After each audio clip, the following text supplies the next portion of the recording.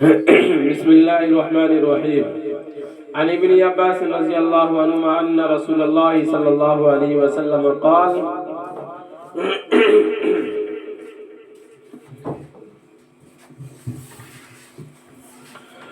للعباس بن عبد المطلب: يا عباس يا عماه، ألا أمتك، ألا أمنحك، ألا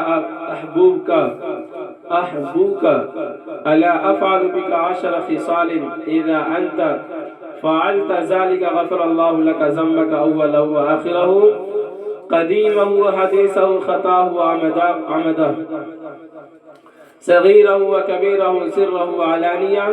10 خصال: أن تصلي 4 ركعات تقرأ في كل ركعة فاتحة الكتاب والسورة، فإذا فرغت من القراءة في أول ركعة وأنت قائم قلت سبحان الله والحمد لله ولا إله إلا الله والله أكبر 15 مرة، ثم تركع فتقولها وأنت راكع 10، ثم ترفع رأسك من الركوع فتقولها 10، ثم تهوي ساجدا فتقولها وأنت مساجد 10، ثم ترفع رأسك من السجود فتقولها 10، ثم تسجد فتقولها 10، ثم ترفع رأسك فتقولها 10، فذلك 75 في كل ركعة، تفعل ذلك في كل 4 ركعات. إن استطعت أن تصليها في كل يوم مرة فافعل، فإن لم تفعل ففي كل جمعة مرة، فإن لم تفعل ففي كل شهر مرة، فإن لم تفعل ففي كل سنة مرة، فإن لم تفعل ففي عمرك مرة. حضرت ابن عباس رضی اللہ عنہ روایت کرتے ہیں کہ رسول اللہ صلی اللہ علیہ وسلم نے ارشاد فرمایا، حضرت عباس رضی اللہ عنہ سے ارشاد فرمایا، اے عباس، اے میرے چچا، عباس اے میرے چچا، کیا میں آپ کو ایک عطیہ نہ کروں؟ کیا آپ کو ایک ہدیہ نہ کروں؟ کیا ایک تحفہ پیش نہ کروں؟ کیا میں آپ کو ایسا عمل نہ بتاؤں جب آپ اس کو کریں گے تو آپ کے 10 فائدے حاصل ہوں گے؟ یعنی اللہ تعالیٰ آپ کے اگلے پچھلے پرانے نئے غلطی سے کیے ہوئے، جان بوجھ کر کیے ہوئے، چھوٹے بڑے چھپ کر کیے ہوئے، کھلم کھلا کیے ہوئے گناہ سبھی معاف فرما دیں گے۔ وہ عمل یہ ہے کہ آپ 4 رکعت یعنی صلاۃ التسبیح پڑھیں اور ہر رکعت میں سورہ فاتحہ اور دوسری کوئی سورت پڑھیں۔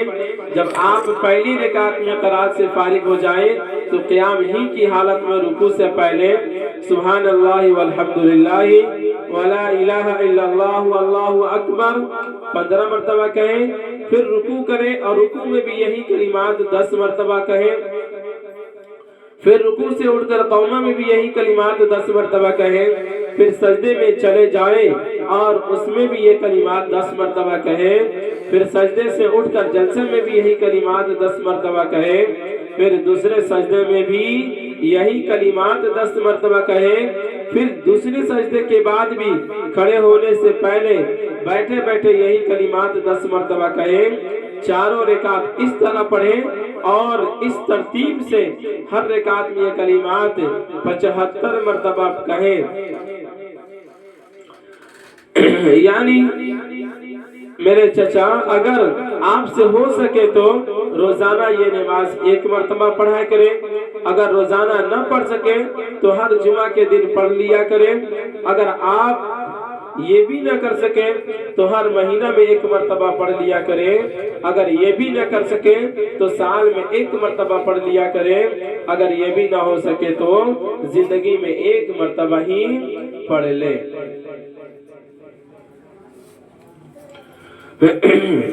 یہاں پہ جیسے کہ آپ شروع سے بھی آپ پڑھتے چلے آ رہے ہیں کہ سنت و نوافل کی بات، ٹھیک ہے نا، تہجد کے بارے میں بھی بیان کیا گیا اور بھی نوافل وغیرہ جس کی فضیلت کافی زیادہ بڑھی ہوئی ہے باقی سنتوں سے۔ تو जो सुन्नत गैर मुअक्कदा है और सुन्नत मुअक्कदा उसको भी आपने पढ़ लिया। यहाँ जो है सलातुत तस्बीह के बारे में बयान किया गया। इस हदीस में सलातुत तस्बीह के बारे में बयान किया गया और उसकी तरतीब भी यहाँ पे जिक्र कर दी गई और उसका तरीका भी यहाँ पे जिक्र कर दिया गया कि सलातुत तस्बीह पढ़ने का तरीका क्या रहेगा और उसके पढ़ने से फायदा क्या होगा। यानी कि सलातुत तस्बीह पढ़ने से इतने फायदे हैं कि इंसान के जितने भी गुनाह होते हैं, खा वो एलानिया किया हो यानी कि खुल्ला खुल्ला किया हो या छुपा कर किया हो या जानबूझकर किया हो, जो भी गलती हो, गुनाह सगीरा हो गुनाह कबीरा, जितने भी गुनाह होंगे ना वो सब के सब क्या हो जाते हैं, माफ हो जाते हैं। समझ रहे ना। सलातुत तस्बीह यहाँ पे तरतीब बयान किया है, उसको जिक्र करेंगे।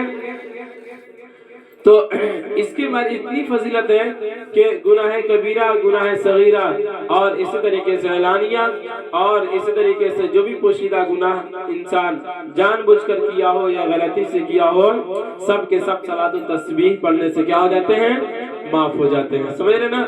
और सलातुत तस्बीह एक ऐसी नमाज है जिसके बारे में कहा गया है कि हो सके तो आप रोजाना पढ़ लें। अगर रोजाना नहीं पढ़ सकते तो हफ्ता में एक दिन पढ़ें। अगर हफ्ता में नहीं पढ़ सकते तो महीना में एक बार पढ़ें। महीना में नहीं पढ़ सकते तो साल में एक बार पढ़ लें।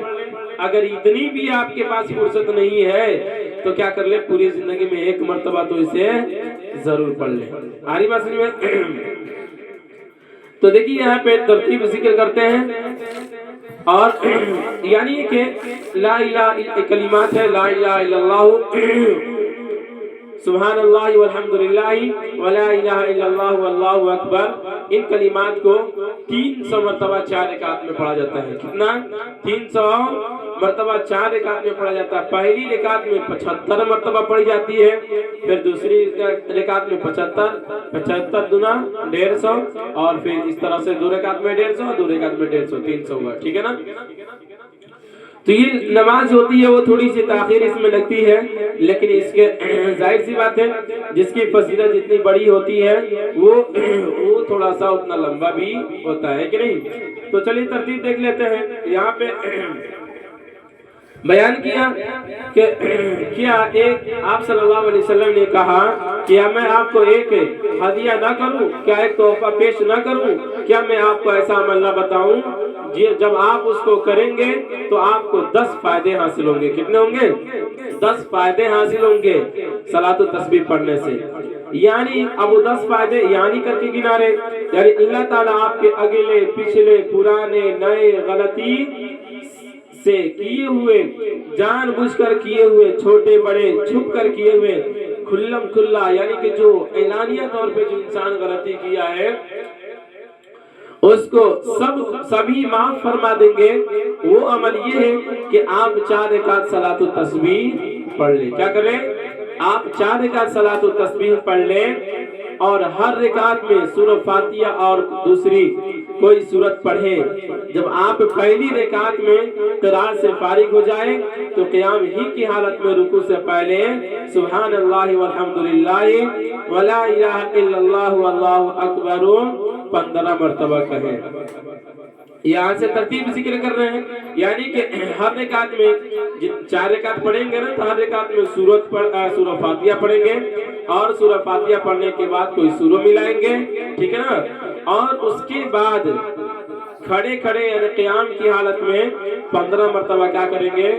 ला इलाहा इल्लल्लाह सुभान अल्लाह वल्हम्दुलिल्लाह वला इलाहा इल्लल्लाह वल्लाहु अकबर 15 मरतबा करेंगे। ठीक है ना। यानी क़ियाम की हालत में जब हम खड़े रहे तभी। फिर उसके बाद रुकू करें और रुकू में भी यही कलिमात 10 मरतबा कहें। क्या करें? रुकू में भी यही कलिमात 10 मरतबा कहें। अब क़ियाम से जब हम रुकू में जाएंगे तो ये कलिमात सुभान अल्लाह वल्हम्दुलिल्लाह वला इलाहा इल्लल्लाह वल्लाहु अकबर, ये कलिमात जो है 10 मरतबा पढ़ेंगे तो कितने हो गए? 25 हुआ ना। उसके बाद क्या कहा? फिर रुकू से उठकर कौमा में भी यही कलिमात 10 मरतबा कहे। यानी कि जब रुकू से खड़े होते हैं और खड़े होने के बाद कौमा जिसे खड़ा हो जाता है ना आदमी, वहां भी 10 मरतबा कलिमात यही उठकर कहेगा तो फिर कितना हुआ? 25 और 10 कितना हो गया 35 हुआ ना 35। उसके बाद बढ़िए फिर सजदे में चले जाए, सजदे में जाए और उसमें भी यही कलिमात 10 मरतबा कहें तो 35 और 10 कितने हुए 45। फिर सजदे से उठकर जलसे में भी यही कलिमात 10 मरतबा कहे, यानी कि 2 सजदा करते हैं ना, एक सजदा किए और फिर उसके बाद उठते हैं बैठते हैं, तो जो बैठते हैं ना थोड़ी देर के लिए, यानी कि 2-3 सेकंड 4-5 सेकंड के लिए जो उठते हैं फिर दूसरे सजदा में जाते हैं, तो इसमें भी कितना करें 10 कलिमात फिर पढ़े, तो कितना हुआ 45 10 55 हुआ ना। फिर दूसरे सजदे में भी यही कलिमात 10 मरतबा कहे 55 10 65। फिर दूसरे सजदे के बाद भी खड़े होने से पहले बैठे बैठे यही कलिमात 10 मरतबा पढ़े 65 10 75। इस तरह से एक रकात मुकम्मल हो गई, हुई ना।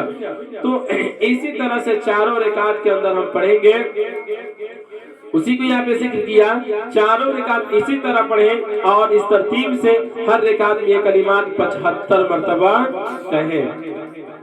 या मेरे चचा अगर आपसे हो सके तो अब यहाँ पे उस चीज को हमने जिक्र किया ना कि अगर जिंदगी में अगर हो सके तो हर हफ्ता हर दिन पढ़े, उसी चीज को यहाँ पे जिक्र करेंगे।